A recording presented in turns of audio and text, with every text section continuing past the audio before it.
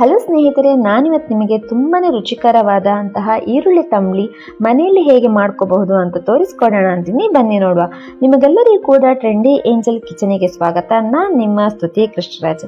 ನಮ್ಮ ಚಾನಲ್ನ ಯಾರಾದ್ರೂ ಫಸ್ಟ್ ಟೈಮ್ ನೋಡೋದಾದ್ರೆ ಪ್ಲೀಸ್ ಸಬ್ಸ್ಕ್ರೈಬ್ ಆಗಿ, ಹಾಗೆ ಕೆಳಗಿರುವ ಬೆಲ್ ಬಟನ್ ಪ್ರೆಸ್ ಮಾಡಿದ್ರೆ ನಮ್ಮ ಎಲ್ಲಾ ರೆಸಿಪೀಸ್ ನಿಮಗೆ ನೋಟಿಫಿಕೇಶನ್ ಆಗಿ ಬರುತ್ತೆ. ಈ ತಂಬ್ಳಿ ಮಾಡಲಿಕ್ಕೆ ಫಸ್ಟ್ಗೆ ನಾನಿಲ್ಲಿ ದೊಡ್ಡ ಗಾತ್ರದಂತಹ ಈರುಳ್ಳಿಯನ್ನು ತಗೊಂಡಿದ್ದೇನೆ. ನೀವು ಸ್ವಲ್ಪ ಚಿಕ್ಕ ಗಾತ್ರ ತಗೊಂಡಿದ್ರೆ 2 ಈರುಳ್ಳಿಯನ್ನು ಸೇರಿಸ್ಕೊಳ್ಳಿ, ಅವಾಗ ತುಂಬಾನೇ ಫ್ಲೇವರ್ಫುಲ್ ಆಗಿ ತಂಬ್ಳಿ ಇರುತ್ತೆ. ಈ ತರ ಈರುಳ್ಳಿ ತಗೊಂಡ್ಮೇಲೆ ಅದರ ಸಿಪ್ಪೆ ಎಲ್ಲ ತೆಗೆದು ಮೇಲಿನ ತೊಟ್ಟೆಲ್ಲ ತೆಗೆದು ಆಮೇಲೆ ಉದ್ದಕ್ಕೆ ಹಚ್ಕೊಳ್ಬೇಕು. ಅಂದ್ರೆ ಅರಿಲಿಕ್ಕೆ ಗ್ರೈಂಡ್ ಮಾಡಲಿಕ್ಕೆ ಈಸಿ ಆಗುವ ಹಾಗೆ ಇದನ್ನು ಕಟ್ ಮಾಡ್ಕೊಳ್ಳಿ. ನಾನಿಲ್ಲಿ ಉದ್ದಕ್ಕೆ ಸ್ವಲ್ಪ ಚಿಕ್ಕಕ್ಕೆ ಹಚ್ಕೊಳ್ತಾ ಇದ್ದೇನೆ.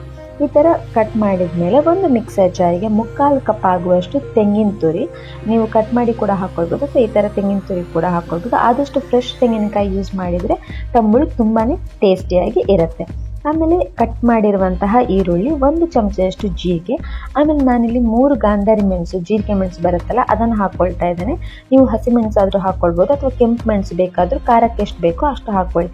ಬಟ್ ಕೆಂಪು ಮೆಣಸು ಹಾಕಿದ್ರೆ ತಂಬುಳಿ ಸ್ವಲ್ಪ ಕೆಂಪು ಕಲರಲ್ಲಿ ಇರುತ್ತೆ, ಅಷ್ಟೇ ಡಿಫ್ರೆನ್ಸ್. ಬಟ್ ಟೇಸ್ಟಲ್ಲಿ ತುಂಬಾನೇ ಡಿಫ್ರೆನ್ಸ್ ಏನು ಇರಲ್ಲ. ಆಮೇಲೆ ರುಚಿಗೆ ತಕ್ಕಷ್ಟು ಉಪ್ಪು, ಆಮೇಲೆ 1/2 ಕಪ್ ಆಗುವಷ್ಟು ನೀರು ಹಾಕಿ ಇದನ್ನು ಹರ್ಕೊಳ್ಬೇಕಂದ್ರೆ ಗ್ರೈಂಡ್ ಮಾಡ್ಕೊಳ್ಬೇಕು. ಇದು ಎಷ್ಟು ಗ್ರೈಂಡ್ ಆಗಬೇಕಂದ್ರೆ ನುಣ್ಣಗೆ ಗ್ರೈಂಡ್ ಆಗಬೇಕು. ಹಾಗೆ ಇದರಲ್ಲಿ ಏನು ಗಂಟುಗಳಿರಬಾರ್ದು, ಅಲ್ಲಿ ತನಕ ನೀವು ಚೆನ್ನಾಗಿ ಇದನ್ನು ರುಬ್ಕೊಳ್ಬೇಕು. ಈ ಥರ ರುಬ್ಬಿದ ಮೇಲೆ ರುಬ್ಬಿದಂತಹ ಮಿಶ್ರಣವನ್ನು ಎಲ್ಲ ಕೂಡ ಒಂದು ಪಾತ್ರೆಗೆ ಹಾಕ್ಕೊಳ್ಬೇಕು. ಈ ಥರ ಮಿಶ್ರಣವನ್ನು ಹಾಕೊಂಡು ಆದಮೇಲೆ ಇದಕ್ಕೆ 1 ಕಪ್ ಆಗುವಷ್ಟು ಮಜ್ಜಿಗೆಯನ್ನು ಸೇರಿಸ್ಕೊಳ್ಬೇಕು. ಆಮೇಲೆ 1/4 ಕಪ್ ಆಗುವಷ್ಟು ನೀರು ಹಾಕಿ ಚೆನ್ನಾಗಿ ಮಿಕ್ಸ್ ಮಾಡ್ಕೊಳ್ಳಿ. ಮಜ್ಜಿಗೆ ತೀರಾ ಹುಳಿ ಇರಬಾರ್ದು, ಹಾಗೆ ತೀರಾ ಚಪ್ಪೆ ಕೂಡ ಇರಬಾರ್ದು. ನೀವು ತುಂಬ ಹುಳಿ ಆದಂತಹ ಮಜ್ಜಿಗೆ ಹಾಕಿದರೆ ಟೇಸ್ಟ್ ಚೆನ್ನಾಗಿರಲ್ಲ. ಅದಕ್ಕೋಸ್ಕರ ಒಂದು ಮೀಡಿಯಂ ಹದದಲ್ಲಿರುವಂತಹ ಮಜ್ಜಿಗೆಯನ್ನು ಸೇರಿಸ್ಕೊಳ್ಳಿ. ನಿಮ್ಮ ಹತ್ರ ಮಜ್ಜಿಗೆ ಇಲ್ಲ ಅಂತಂದರೆ ನೀವು ಮೊಸರನ್ನ ಸ್ವಲ್ಪ ನೀರು ಹಾಕಿ ಚೆನ್ನಾಗಿ ಮಿಕ್ಸ್ ಮಾಡಿ ಸೇರಿಸ್ಕೋಬೋದು, ಅದು ಕೂಡ ಚೆನ್ನಾಗಿರುತ್ತೆ. ಆದಷ್ಟು ಮಜ್ಜಿಗೆ ಇದ್ದರೆ ಮಜ್ಜಿಗೆನೇ ಹಾಕ್ಕೊಳ್ಳಿ, ಆವಾಗ ತಂಬ್ಳಿ ತುಂಬಾ ಟೇಸ್ಟಿಯಾಗಿ ಇರುತ್ತೆ. ಇದೆಲ್ಲವನ್ನು ಹಾಕಿ ಚೆನ್ನಾಗಿ ಮಿಕ್ಸ್ ಮಾಡ್ಕೊಳ್ಬೇಕು. ಮಿಕ್ಸ್ ಮಾಡಿದ ಮೇಲೆ ಒಂದು ಒಗ್ಗರಣೆ ಏನು ಪ್ಯಾನ್ ಬರುತ್ತಲ್ಲ ಅದಕ್ಕೆ ಸ್ವಲ್ಪ ಎಣ್ಣೆ ಹಾಕಿ ಬಿಸಿ ಮಾಡಿಕೊಂಡು, ನಾನಿಲ್ಲಿ ಮಜ್ಜಿಗೆ ಮೆಣಸು ಹಾಕ್ಕೊಳ್ತೇನೆ, ನೀವು ಅದರ ಬದಲು ಕೆಂಪು ಮೆಣಸು ಕೂಡ ಹಾಕ್ಕೊಳ್ಬೋದು.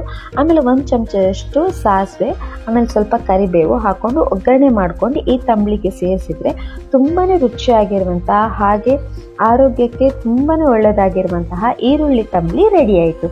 ನೋಡಿದ್ರಲ್ಲ ಫ್ರೆಂಡ್ಸ್, ಎಷ್ಟು ಈಸಿಯಾಗಿ ಈರುಳ್ಳಿ ತಂಬ್ಳಿ ಮಾಡ್ಬೋದು ಅಂತ.